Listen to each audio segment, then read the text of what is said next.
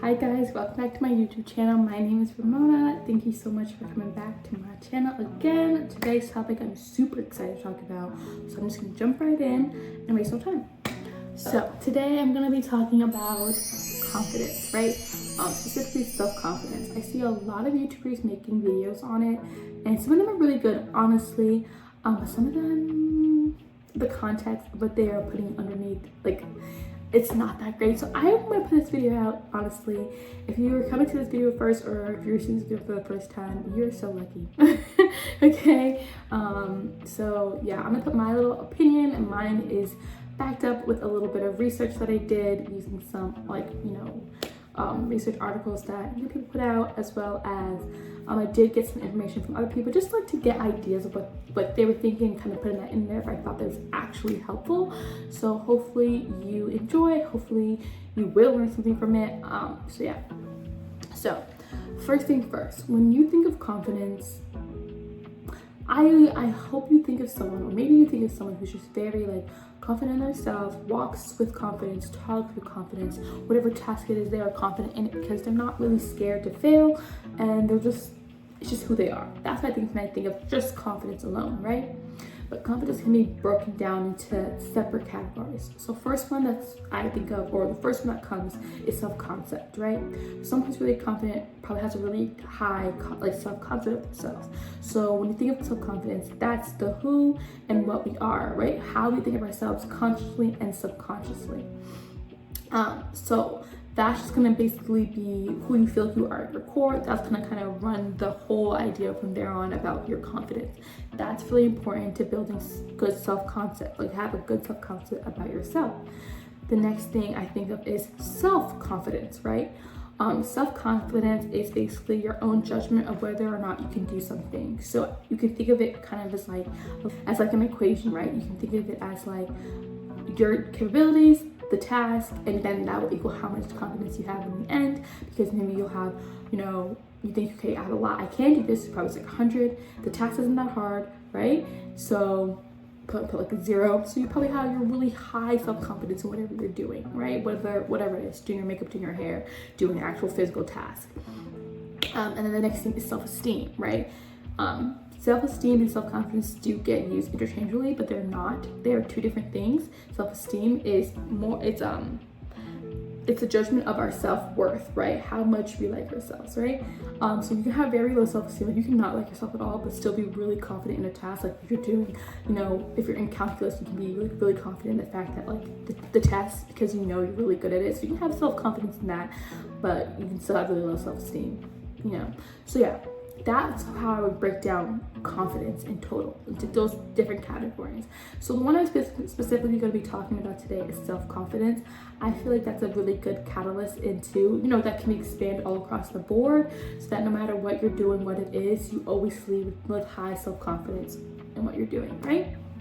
So I'm going to be talking about some different traits that you can do to help build up your self-confidence as you enter the world daily. Yeah. So first thing first is going to be willpower. So if you want to start practicing to have better self-confidence, you have to be strong-minded. You can work to be strong-minded, okay? It's not something that you have to be born with. You can work to be strong-minded. So that means that every single day you should be practicing whatever. It's just thinking positively about yourself. If you're doing a task that you're not really sure about, do your work, do your research, so that you can feel confident in yourself that you can get whatever it is done. So have willpower, be strong-minded. Don't waver on whatever you're doing. Don't be like, oh, not today. Don't make excuses. Get it done. You can do it. Be strong, right? Side note, another thing to remember is that self-confidence, you're not born with self-confidence. Self-confidence is made, right? So think of athletes when they are, when they're born, they're not like, oh, I'm gonna be great at football. No, parents entered them in football and they just they were really good at it, and then people kept telling them they were good at it, and then they had really high self-confidence because they're like, hey, I'm good at this shit, okay? So that's how that works. So don't feel like, oh, I can't have self-confidence. It's just something you're born with. It's not. Moving on. The next thing is positive psychology, right? So it's thinking of your strong suits instead of your negative your weaknesses. Think of your strengths instead of your weaknesses, okay? We all have weaknesses. You don't have to, think about them over and over and over and over and over and over and over again, all right? We got it. We know this.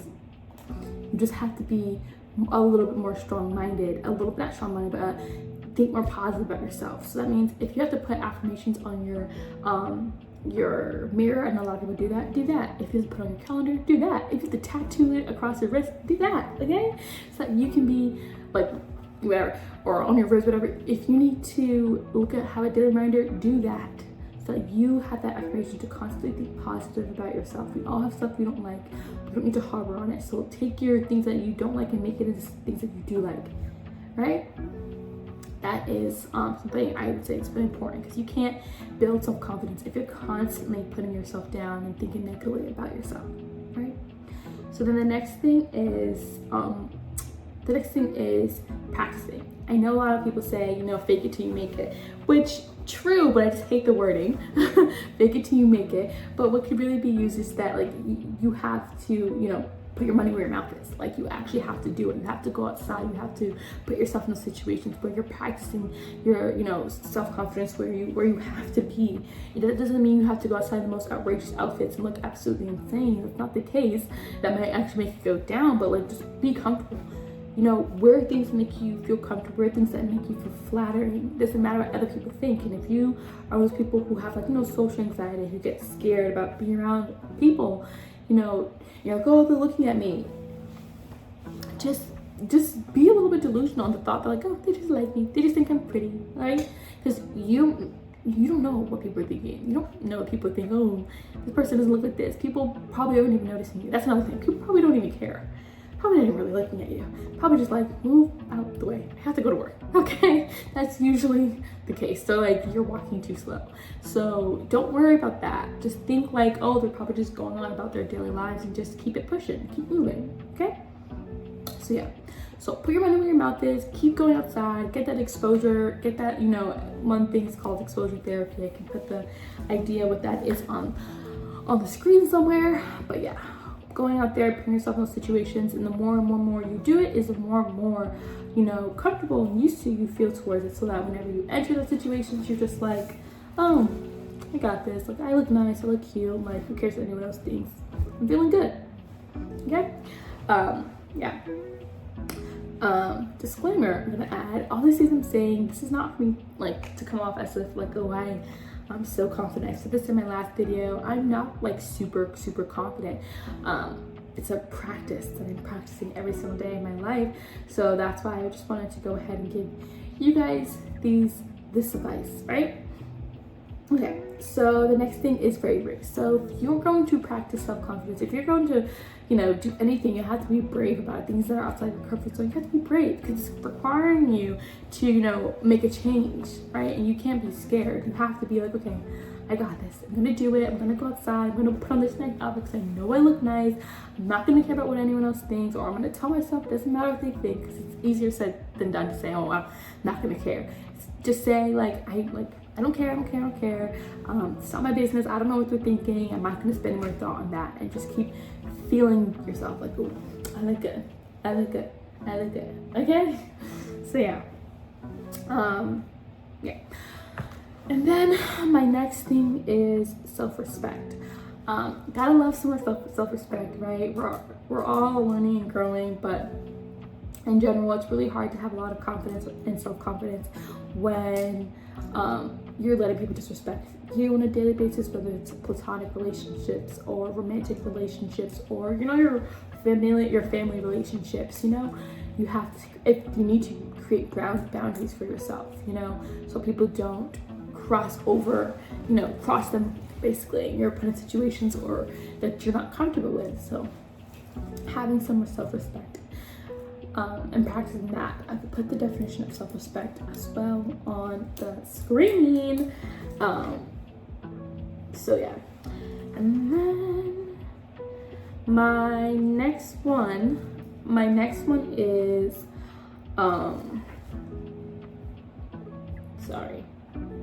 my next one is going to be stability. Stability is, what I say is, I just specifically mean creating safe spaces for yourself to be yourself and to feel comfortable, right? It's really hard to be self-confident, especially when you're in situations that you're like, this is not it. That's not to say that if you get out of those safe spaces for you to be like crumble down, but it's good to start, you know, especially in spaces where you can feel comfortable, where you know, like, okay, I'm good. Whether it's like being around your friends and going out into these spaces, right?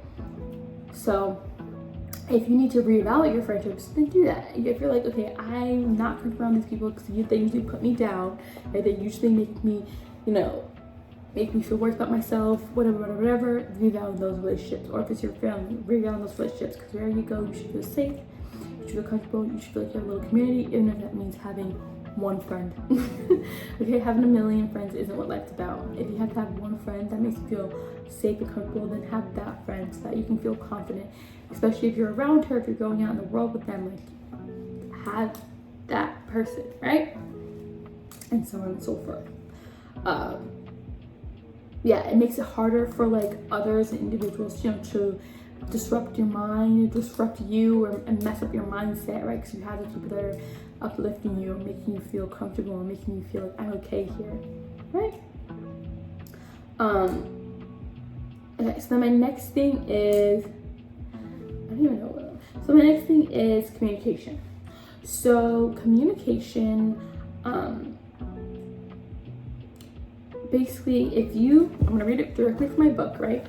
If you're able to speak to people with confidence, it will impress them. Being able to impress them by having effective communication will then, in retrospect, you know, make you more, boost your confidence, right? So if you can communicate effectively with people, then that's gonna make you feel more confident in just speaking to people, because you know, okay, I can get my point across. People are gonna listen because I know what I'm talking about, and so on and so forth. So definitely practicing your communication skills. That's definitely something you can practice. Read up some stuff about that and understanding that it's about, you know, being an effective listener and whatever.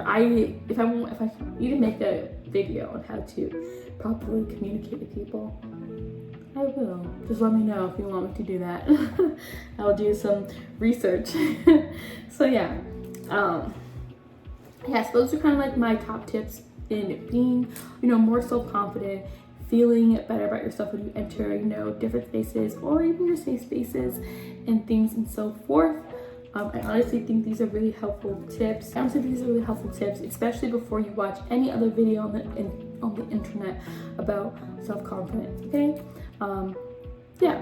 So on a side note, right, I also would like to say, like, if you are, you know, someone who is going to the internet, just YouTube in general, to watch videos on how to build self-confidence, you know, and you're watching things specifically about like, ooh, let me, you know, work on my dark feminine energy and blah, blah, blah, blah, blah.